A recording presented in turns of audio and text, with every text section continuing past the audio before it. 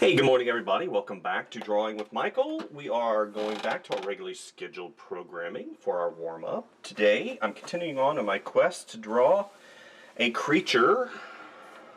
I did say every other month or every day in the month, but of course, that has not happened. It is now the 6th, and I've done, I think, 3 drawings maybe? So, you know, coming off of Inktober, I think that I'm just really tired, and I've had a lot of work and stuff to do, so I'm going to do my best. Well, not my best. I will do what I can to make sure that you guys get some drawings and videos this month.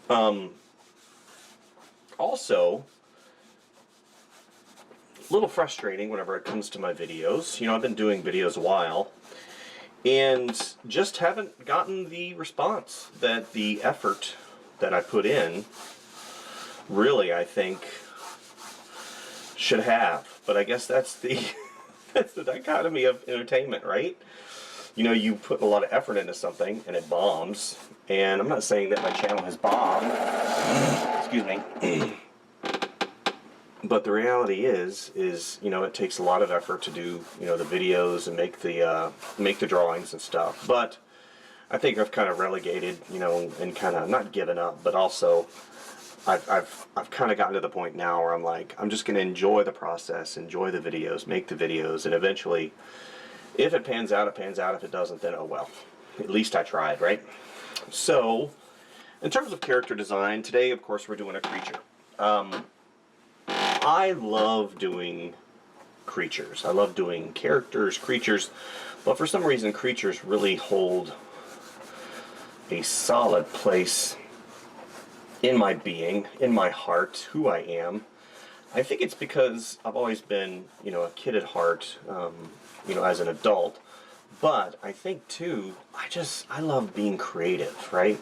I love, you know, coming up with new types of characters, coming up with fun elements of those characters, and just really enjoying, you know, that whole process. It's not for everybody, I get it. You know, I'm a teacher at the local college. I teach illustration and photography, and you know, I did a really, or at least I thought it was a fun exercise. Some of the students liked it, some of the students I'm sure hated it, but it had to do with, you know, illustrate or draw the creature under your bed. And I think that was such a fun assignment. I don't know why, just having that freedom of creativity to be able to create something that, you know, doesn't exist in you know, the quote-unquote real world. But I think that, you know, as a creature and character designer, we always need to have some type of semblance of reality in our characters, because it helps the viewer relate just a little bit better to those characters, right? You guys know that I like dragons, I like combining different animals. I also had an exercise in one of my classes whenever I used to teach elementary students and high school students and middle school students. I basically taught K through 12. And I would do something called a mashup project. The mashup project was so much fun because I would basically take 2 types of animals and mash them up and make them balance. That's kind of the trick, right? I mean, if you take a snake and a tiger, basically you can put fur, make the snake furry, then you put stripes all over the tiger, and maybe to give the tail, you know, kind of that whippet feel. But it's the balance that really intrigues me whenever it comes to creating characters. So, oops. Oh, I broke my pencil. Panic, panic, panic, panic. I love this pencil.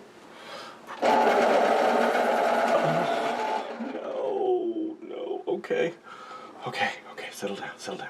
We're good. We'll put the extender on here, and the world will be okay. Oh, the extender's not working. Oh, there we go. Ha ha ha. Extender, pencil saved. So I was drawing like this, and what inadvertently happens whenever you use a pencil like this is you put all the pressure on the barrel of the material, and if you do that, you'll have an issue, just like I just did. So I've just got to be a little bit more ginger whenever it comes to doing that. Okay, so what kind of creature is this? What makes him who he is? That's one of the things that I always ask my students. You know, they'll bring a character design to me, and that'll be probably one of the first questions. It's like, who is he? Where is he from? What does he do? What makes him who he is? Does he have a name? You know, and all these things help. And I did that with my kids. I did that with my daughter, and I did that with my son. As, you know, they always wanted to learn what Daddy did. So I taught them. And even to this day, both my children have a very strong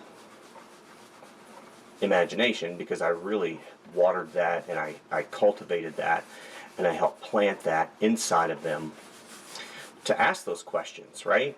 Whenever you ask those questions, then eventually it develops a type of person that you are, and you know, they really have a great imagination. And I do that with my students too.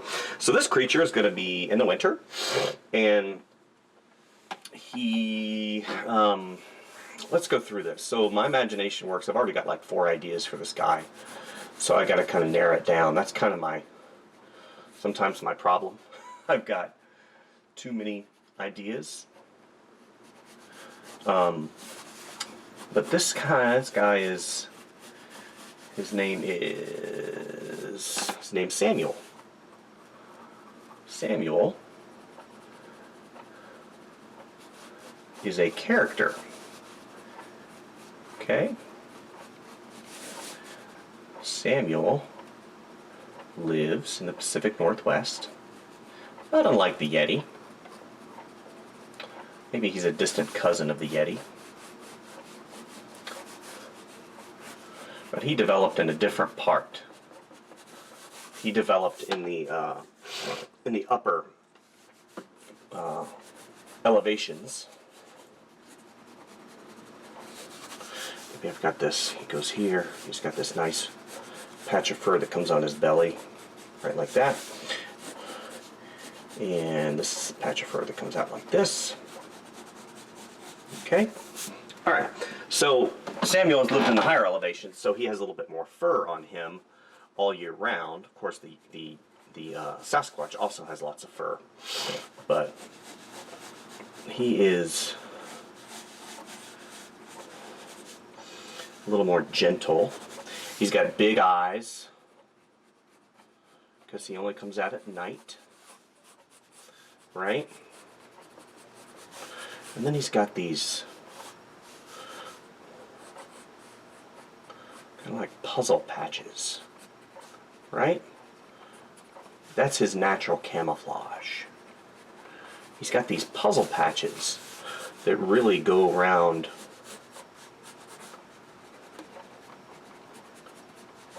he's not painted per se, but he's got these really cool patches, and then he's got this frontal fur patch right here, right? And his fur is kind of long. So let's do this hand over here. And he uses rocks to hunt with. So he's got this big boulder in his hand, right? And his hands are really big. He's got that finger that comes here, and he's holding that. And then he's really quiet, right, whenever he hunts. So he's got these feet here. This one comes out down here. I'm running out of space. I hate it when I do that.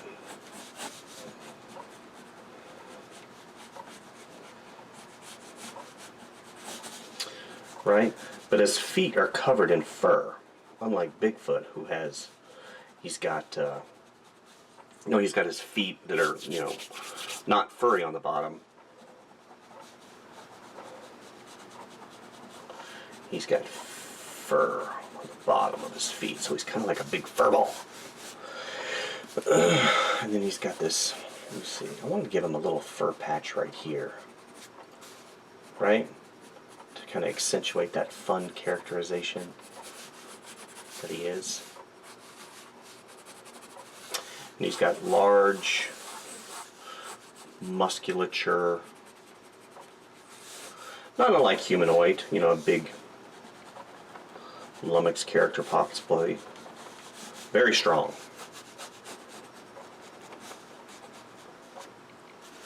Okay, this finger comes here, comes around, and then we've got this other finger that comes here.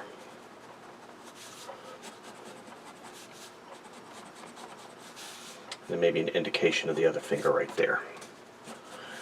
Okay, and he's fur. He's a big bundle of fur. Okay, so we need to draw this simple rock in. We're going to give it a couple little faces here, here, right? Partially cracked, maybe give it a little crack right there. Okay, a little shadow in there. Okay, he's so fun. He's standing in the woods, right? Okay.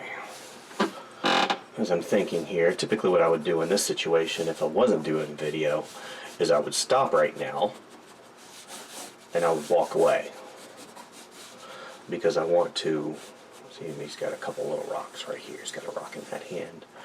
Maybe this comes here,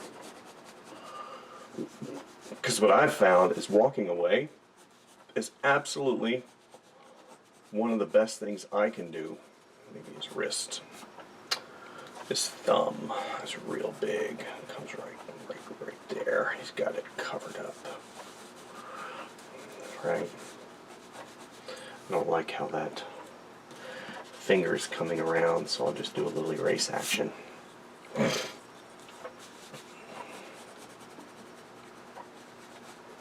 Okay, that one comes around. This comes here.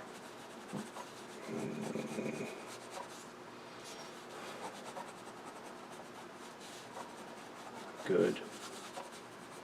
Here's the other finger that comes around. He's holding something. Okay. Here, we'll do this. Maybe that's also a patch. It comes down like this. Then opposing, look, comes up like this. And then I want it to come down. Again, to accentuate that belly that comes out. Okay.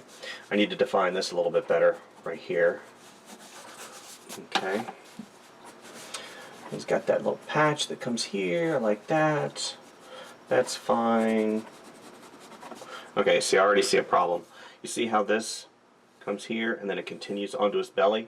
It puts it on the same plane. That's called a tangent. We don't want to do that. So look, the second I remove it, it pushes this part of the belly forward.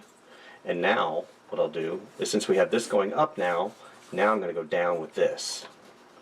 So that fur patch is going to go down. See, watch. See how that works? And that pushes it back, and it actually helps round that arm. Okay. Here. And we have that finger right there. And there's that big thumb. And we're going to have a little bit of definition there. Not much. Okay. Again, you know, I started out with basics. I started out with a basic shape. It kind of looks like a pear, right? Very simple. And what I started to do is imagine three-dimensionality. And then I started working through the characterization of exactly what I wanted to do with this character. Okay. That's a fur patch here. Okay. So here's another fur patch that comes up. And then it comes down like this. Okay. It's got a little crease right here because here's his. Again, if I were to do a skeletal system of this guy, right? I could show you as far. Ooh, I got ladybugs. See, I got a ton of these little ladybugs that are all up in my window, because up here in the mountains during the wintertime, especially in in October they call them Halloween beetles because they come and they set up camp in your house trying to keep warm. So these plants, I like this right here. I want to put something over here. I'm not quite sure what I want to do, but I'll put just an indication, and then I'll have this come down, kind of opposing, right? Two opposing lines to help contrast, and then I'll have this come up,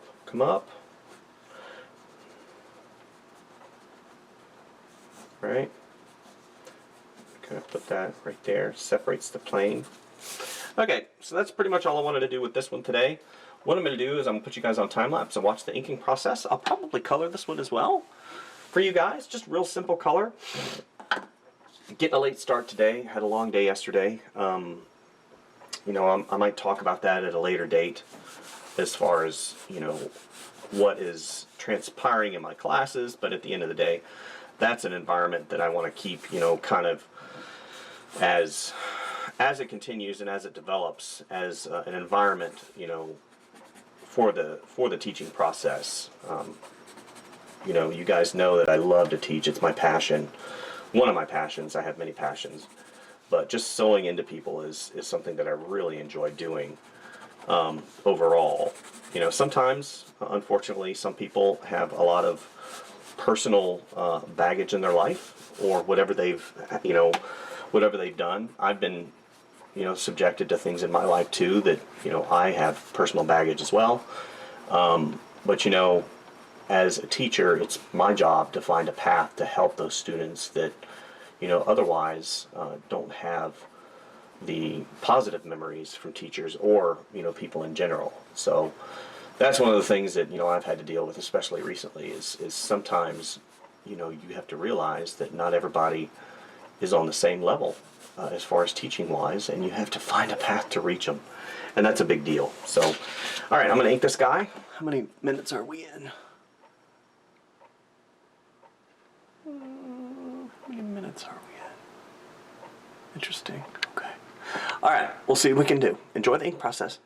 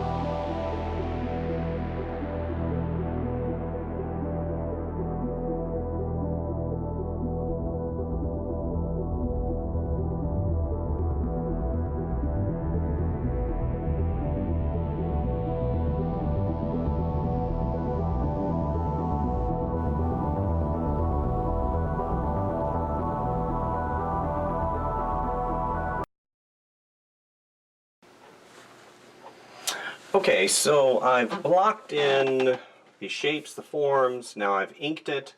I haven't inked it to the point where it's totally, completely finished. I could literally spend, gosh, you can spend hours on inking and refining and putting in, you know, if I decided to go ahead and put in the shadows and the contrast and some of the line work, you know, with the fur, it would take hours to do that. But since I don't have hours, and this is, you know, I've iterated this before, that, you know, these are supposed to be just warm-up sketches. You know, if I come back and do, you know, heavy lifting as far as inking goes, and, you know, going in and refining the eye a little bit more, and, you know, putting in some of these textures, maybe he's got a couple little spots here that go up. And that really doesn't take too much time, and it adds so much character to the piece, right? I got a little fur comes down. He's got some spots on his nose. I think that's fun. You know, and I'm not being so rigid with my line work. I'm being a little chaotic, just because fur is chaotic. And it seems to me that the more chaotic your line is, a lot of times, the more life your drawing has in it. It's got a brush quality to it. And even this is really just, it's too tight. I'm trying to loosen up my work a lot more to give it a lot more life overall. And I still haven't gotten there. I still am a long way off. And that's the thing that I think we need to do as artists and illustrators, is to continually have that perception of improving, changing. You know, I had mentioned a documentary on Vincent van Gogh that I watched on Amazon, and it went through his life and his struggles and how his work really just started to change after he went to Paris and went in and saw some of those other artists and started emulating them and got into a different environment, because previous to that he had lived you know, in Amsterdam at some of these coal mines, and it was very gray and dreary. But whenever he went into Paris and got exposed to these other artists, it really changed his artwork. And then he eventually went back and saw some of the beauty that was in his homeland. So that's really cool. Anyway, so I'm going to go ahead and put you guys on time lapse again. Sorry about that. And you guys are going to see the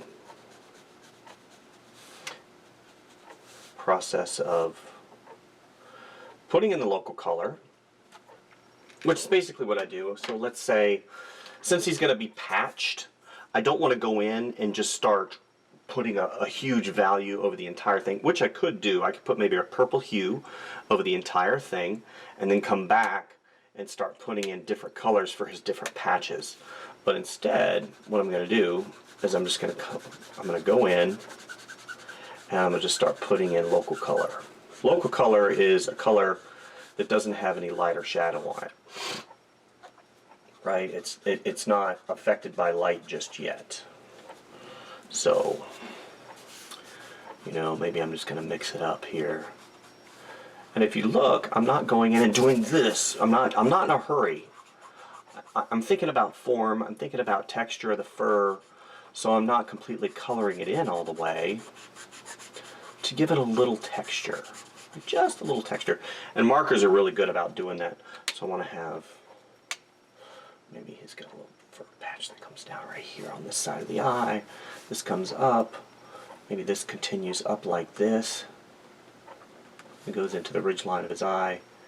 It goes like that. Okay? So then I come here with my trusty green and I put that in right there. Okay? Again, I'm thinking form, I'm thinking shadow, I'm thinking, not shadow, I'm thinking form whenever I do this. Even whenever I'm doing something like this, I'm thinking form, thinking three-dimensionally. It's one of the things that I iterate to my students quite a bit, is thinking three-dimensionally. And a lot of them look at me sideways and think, I don't know what that means. But we're already thinking three-dimensionally all the time. It's just being able to think three-dimensionally whenever you draw. That's the trick. So I'm going to go ahead and block in the rest of this local color using different hues. for his patchwork. Okay. All right. So enjoy the process.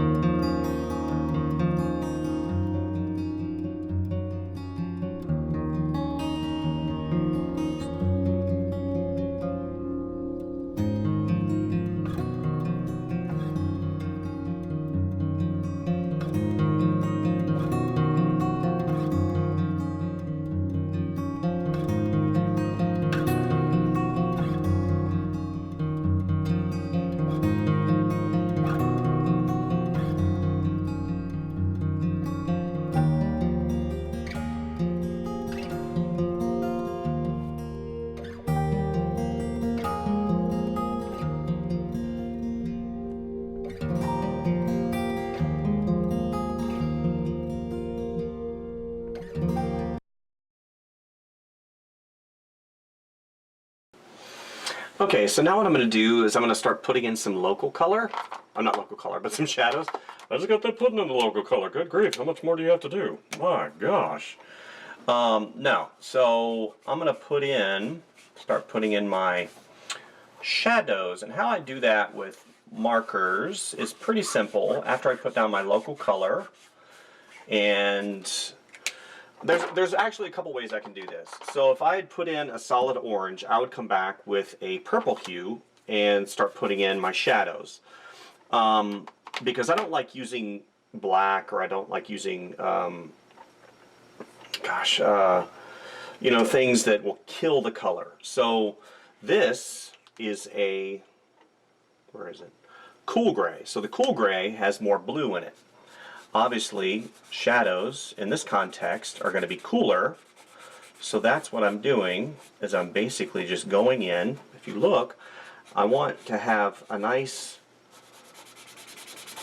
furry texture as I put in, and I can go over all the colors, so that cool gray goes in and it blends really nicely, you know, especially over this orange.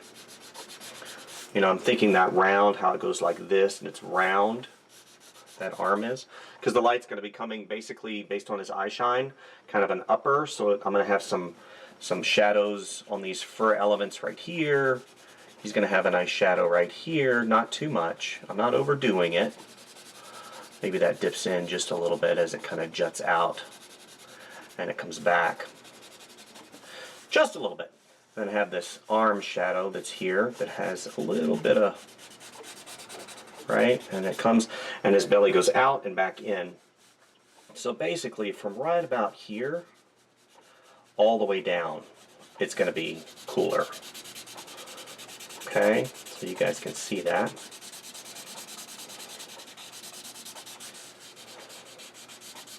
And each one of these little fur patches has roundness to it. It comes out, so it goes out like this, and then it comes out again. Okay, so I'm going to go back here. This has a little bit of a shadow underneath. Here's his little chin area, right? Comes like this. Again, I'll shadow this. Back of his head slightly to help it give a little bit of form. Sorry if my big head was in the way. I just realized I was doing that. Right, and already we've started to get a sense of volume as it applies to this particular form in this drawing. You know, obviously, you know, I can do so many different things. And markers are really great. Even though a lot of people kind of poo-poo markers, I know I did it first. You know, I was like, markers suck. You know, what's funny is I was watching marker tutorials, and of course, you know, whatever you see on YouTube, you can do, right? I'm like, I can do that. Look at me. So I went out and I spent a ton of money on Copic markers. I had 75 Copic markers I'd collected, and I'd done a few pieces here and there, and I was really enjoying them, but very frustrated at the fact that I still didn't have the kind of results. Well, the reason why is because I wasn't putting in the time, I wasn't getting exposure to the medium, I wasn't doing things to better myself. So, in my haste of trying to just, you know, do things, I was like, I will sell my markers. I sold 75 Copic markers, and I did a buy it now because I was actually kind of angry at the time. I did it for 80 bucks. And those of you who know how much Copic markers cost, and I even had a case with it. It sold in like 5 minutes, of course, because, you know, people saw that, and you know, Copic markers are about $9 a piece.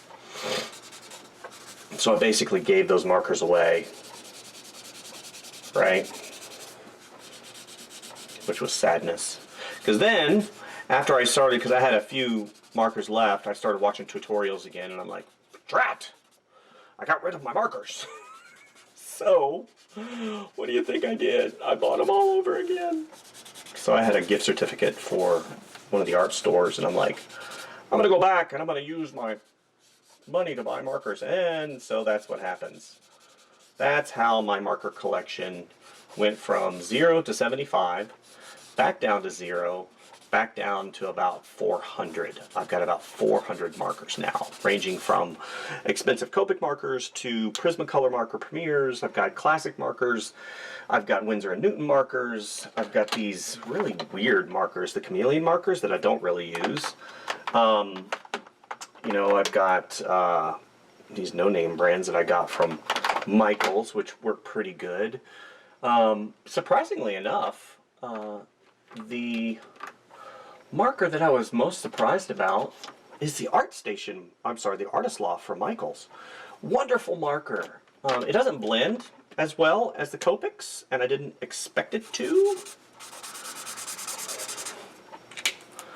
But it still does a pretty decent job. So now I'm going to come back with the purple. I'm going to go over this area right here, beef up these shadows a little bit, right? Have a little fun with these. And again, just having fun, man. See, what that does is it actually makes the orange brighter. It's weird. You know, whenever I mix it in, that cool purple, it's probably, and then I come down here, and I go in and I push that back a little bit, you know, have that shadow come a little bit more. A shadow here, right here. Love that. It just has such a nice, markers are just so much fun, and you can layer them.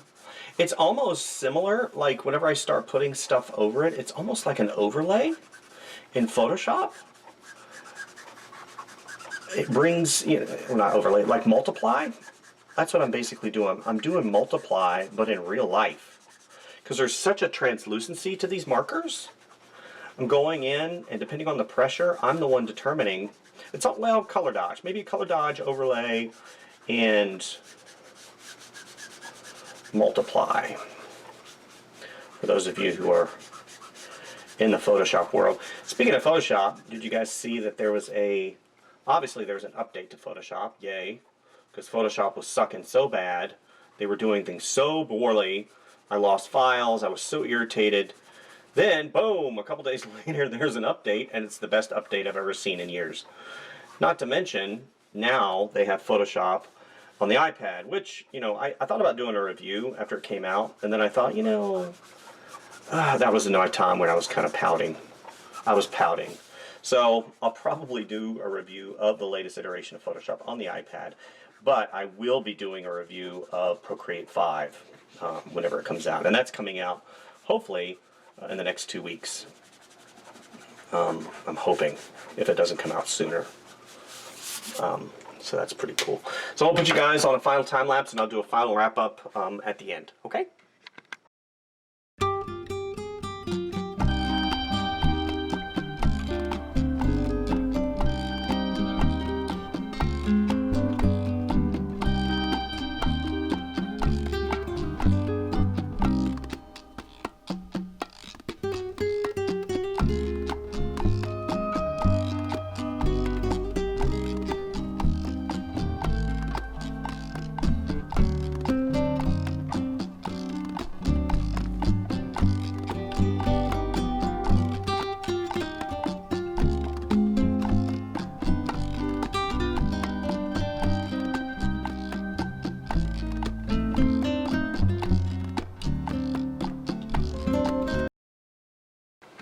Okay, so I wanted to stop briefly because I wanted to give you an understanding as far as the highlights go. I'm not going to get out of control with the highlights today just because I don't really have the time to do it. But what I'm doing is just a little indication here and there of highlights on the fur. And I'm not using white. Okay, that's very important. You got to understand, I'm not using white. You know, you should not use white except for the brightest highlights, because what white will do is it'll kill your color. Right? So what I'm using is, what is this color? Sand. Sand will go in and it'll bring out the color underneath, and it'll mix. It'll mix with that hue underneath, right? And it won't go in and kill any color. It'll actually accentuate the color a little bit more and help define, and you know, these highlights jumping out a little bit more.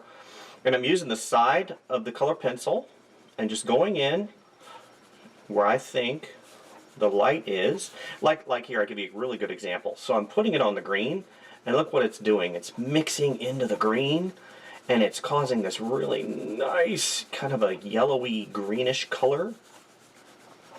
Right? And I'll come back and I'll put it over here. Maybe there's a little indication right here. Maybe you see a little bit of fur over here, just on top. And then right here, whenever it gets on top of the brown, it gets real warm. That's real nice right here. And I can come back with the markers, of course, and I can blend some of this wax back in and push it back a little bit to make it, you know, work a little bit better. So now, let's say there's like some type of lighting over here, right? That is a cool lighting. So I'll just put a little indication of that over on this side. Right? Just a hint. I don't want to go too far. Just a little indication on this side. That's all that is. Just a little bit. And it's picking up some of those strokes, and it's looking, yeah, nice. Okay. Just a little bit on this side. Maybe he's got a little bit over here. Maybe he's a little bit on this tooth over here. Right? Because again, we're thinking like this, remember? So then we'll have the white come back. And what I'll do with the white is very sparingly, I'll put in these really bright highlights. Right? You know, stuff that catches the light just ever so slightly. You know, since the light's coming from above, maybe have a little bit of fur catching right here.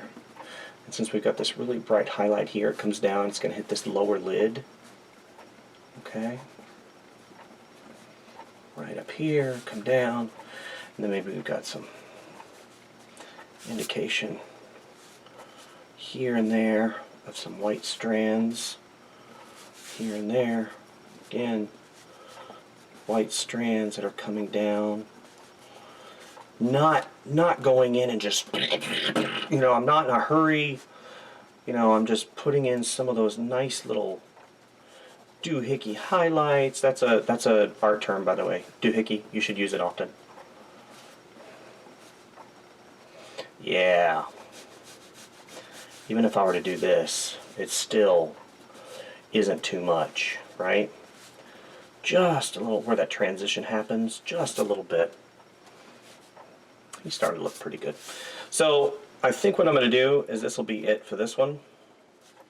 I'll just go ahead and wrap up right now for you guys. Thank you guys for visiting me today. There's a lot of videos on the channel. Gosh, over 300. I got monetized recently, so the more you watch, possibly eventually, maybe in the future, in the you know, who knows. I think I've made like $5 so far. You know, it takes time and effort to complete these videos, as you guys know. Hope you're getting something from them. You know what I'm getting from them? I'm getting drawings. I got a stack of drawings from Inktober. I'm really enjoying those. I kind of use them as bargaining chips for my students. I'm like, you guys want to volunteer for some stuff in class? Some outside of class? Yeah. I said, good. You might get a drawing. What? So, anyway, that's this guy for today. Hopefully you guys enjoyed the process. I don't know what I'm doing. I'm just having fun, you know. Kind of do stuff like this. This is what I really love to do. Creating characters, creating stuff like this. You know what I'd really like to do, and I talked about this to a student last night. Backgrounds. Get better at backgrounds, you know. I still haven't arrived as far as character goes, but I think I have a better grasp on character than I do backgrounds. It's because I've worked more with characters, right? Doing character stuff professionally. I haven't done a lot of backgrounds, so eventually, hopefully, maybe I'll get into that arena. Anyway, thank you guys, and we'll see you next time. Bye.